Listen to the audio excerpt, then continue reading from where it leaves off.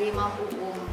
Nah, di sini saya mau berbagi pengalaman apa aja sih persiapan yang harus kita prepare untuk sebelum kita mulai proses menyusui. Nah, kebanyakan dari kita yang biasanya saat ini mungkin lagi hamil, kita selalu kayak searching ya, kira-kira ASI booster apa sih yang bagus, terus kira-kira kita nanti minum apa ya. Nah, padahal ada beberapa hal yang jauh lebih penting dibandingkan kita milih ASI booster atau perintilan-perintilan yang lainnya itu tadi. Nah, kita tahu juga kalau menyusui itu punya banyak sekali manfaat ya, selain kandungan ASI yang luar biasa, tentunya juga ketika kita menyusui kita bisa punya ikatan yang lebih dekat dengan si kecil.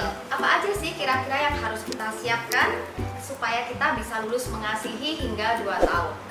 Yang pertama adalah mental. Kenapa aku bilang mental? Karena sebagai calon ibu, apalagi untuk anak pertama ya, pengalaman anak pertama mungkin belum ada sama sekali, pasti banyak sekali juga pertanyaan-pertanyaan di diri kita yang muncul gitu. Kayak, ini nanti boleh nggak ya? Ini bisa nggak ya? Juga banyak mitos, banyak fakta juga ada. Terus ada juga mungkin kayak tradisi-tradisi seperti itu ya, yang mengharuskan kita mengikuti semuanya itu.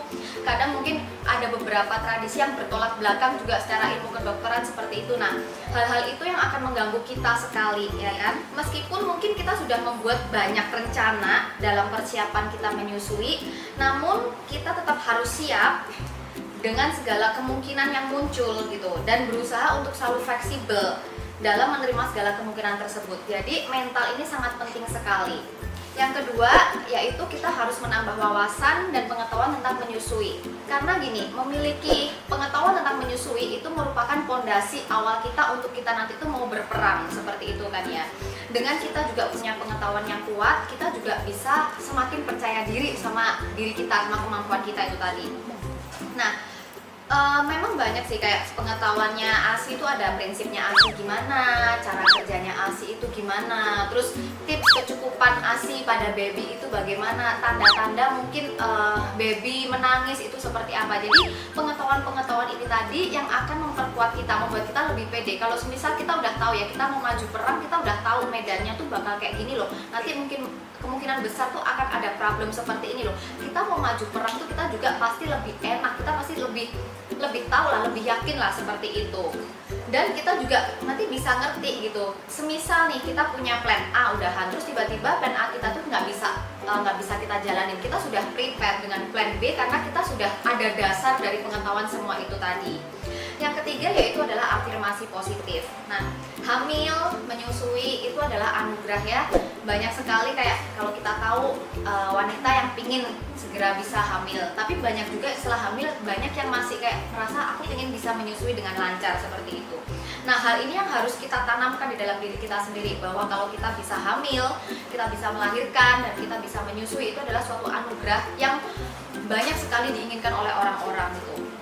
Juga kita bisa kayak membaca pengalaman-pengalaman. Mungkin sekarang kan media sosial semakin banyak ya, ada blog pribadi, ada Instagram, ada banyak ini yang bisa kita ambil gitu loh, pengalaman-pengalaman banyak orang, sharing-sharing orang-orang yang menyusui, yang lancar menyusui, positifnya gimana itu bisa kita ambil, bisa kita serap, dan itu bisa kita tanamkan di dalam diri kita sendiri, dan kita yakinkan diri kita bahwa ketika dari semenjak kita hamil, kita akan menjadi ibu yang mampu menyusui anak kita hingga lulus sampai 2 tahun. Lalu yang berikutnya, kita juga bisa bergabung dengan komunitas ibu-ibu menyusui gitu. Karena apa? Di dalam komunitas ini nanti akan banyak sharing-sharing dari berbagai macam ya. Ada problem-problem ibu-ibu juga di sana. Nah, dengan dari problem-problem mereka itu kita bisa belajar, oh ternyata bisa terjadi kemungkinan seperti ini ya, oh ternyata bisa seperti ini ya, kayak gitu. Dan juga komunitas ini yang akan menguatkan kita, membuat kita merasa seperti kita ini tidak berjuang sendirian. Nah, yang terakhir tentunya yaitu support system. Menurut aku yang paling penting support system kita adalah suami kita, karena suami kita tuh yang akan 24 jam bersama dengan kita ya. Jadi komunikasikan dengan suami, apa sih sekarang kegalauan-kegalauan kalian, komunikasikan apa sih yang kalian rasakan, terus juga pelajari prinsip menyusui, pola menyusui, edukasi tentang menyusui itu bersama suami. Karena supaya apa? Supaya suami itu yang bisa terus support kalian seperti itu. Dan juga dengan nanti adanya mungkin kemungkinan ada omongan-omongan dari orang sekitar juga, dengan adanya suami kita yang mengerti posisi kita, maka kita itu akan terus merasa percaya diri karena ada pendukung di samping kita yang selalu setia. Nah, berikut demikian persiapan-persiapan menyusui kita. Tetap jangan lupa mulai sekarang diajak ngobrol si kecil, dilus-elus setiap malam diajak ngobrol supaya bisa berjuang bersama-sama, nanti ketika lahir bisa langsung menyusui dengan pintar. Terima kasih.